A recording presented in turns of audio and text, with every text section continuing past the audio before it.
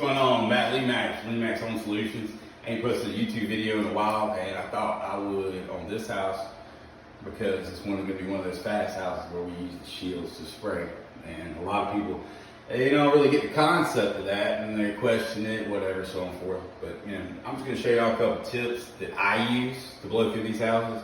As you can see, the walls have already been painted with a prime coat, and we used actually a cheap paint. We used Property Solutions Eggshell. It's a new gray. And then we done the ceilings in flat white. We did all our trim, and you can see we sprayed all our trim already, baseboards and doors. We sprayed it with a satin A100 with a shot of B1 for coverage because these were all pre-hung brand new. And the hinges are doing change still.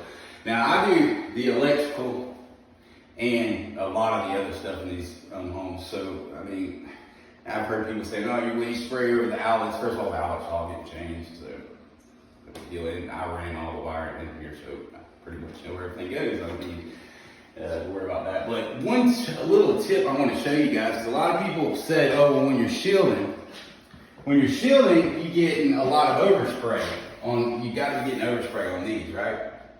Well, that is true a little bit, okay?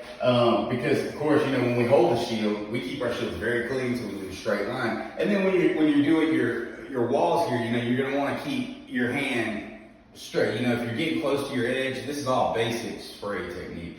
If you're getting close to the edge, of course, you're gonna want to tilt your gun. When you're up at the top, of course, you're gonna want to go down with your gun. When you're not shielding. That way you don't get the overspray on the ceiling. I mean, you can see, show right here. These have been shielded once with the first coat. It was a blow-through coat. And you can see there's no overspray whatsoever on the ceilings. Now, one thing I did because it's a little more cost because you do have to, do the tape. But if you can do it, just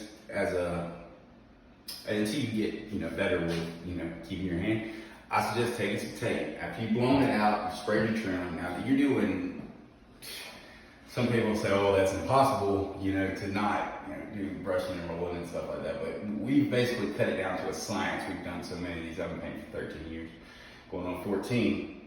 But if you take some tape right here, we use 1.88, and take after this is cured and everything, of course.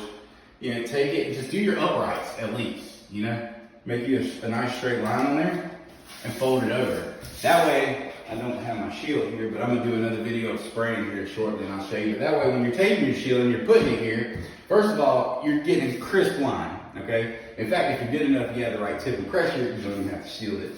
You can just spray right up to the tape. But also, then when you do take your shield down and you're doing your centers, you don't have to worry about it coming back. Now, on baseboard, that right there can be an issue. So a lot of times what I do is when I'm getting down here and I'm holding my shield, I'm gonna spray. And I'm gonna continue to keep my shield there until I get it about, 2 feet up the wall, 2.5 feet. That way when I'm spraying out my centers, of course, I'm tilting my gun like this. So my overspray is coming up and over. Hardly ever will I get some. But if I do, I rerun the top of the base. Just the top lip. Takes no time to rerun the top lip as long as you're good with a brush. If you're an actual painter. In fact, you don't even have to slip down to run it. You can actually stand up like this and just run, and I'm gonna make a video showing all this. So basically what I wanna do is there's a couple people have been asking questions about, what tip do I use, pressure, how do I do it with all the shields and it still lay down? Because it's gonna lay down nice. And then Property Solutions is cheap as it is, lays down really nice. Now brushing and rolling is garbage, complete garbage. But this is a complete property flips. It's an investment house. It was bought and it's going to be sold. But it's not a high dollar. I'll show you the house real quick. As you can see, once we sprayed the prime coat on, we did do some patching, some sheetrock touch up here and so on and so forth. This is all just a prime coat right here. And of course, our base has been sprayed and everything. But the house, it's going to be a nice house and everything. And I don't typically like to paint with all this mess. Cabinet guy did this. I didn't do the cabinets. And he just left the shit. So right now it's just in the center of the ring and we're gonna work around it, but I gotta get with that dude. It's killing me. And like I said, with the electrical, I did the electrical in this house. So if I hit this with some paint, guess what? And I just take my finger and rub it, and boom, it's magic. You can see it again. I had some people doing that, which I don't really pay attention to their comments. I really don't care, because I've been doing this. I do me, you do you. But if you do want to learn, keep following this. Subscribe, hit the like button, do some comments or something.